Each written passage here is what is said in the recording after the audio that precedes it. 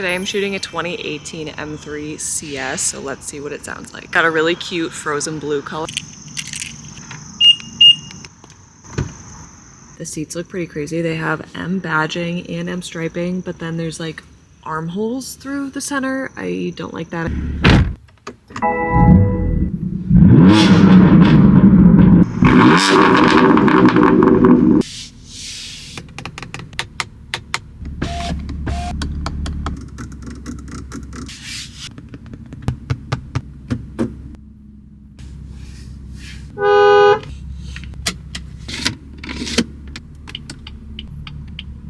Every other video I've done, I have not moved it and I have not shifted the gear out of park because I don't know how to do it on this car. I just tried.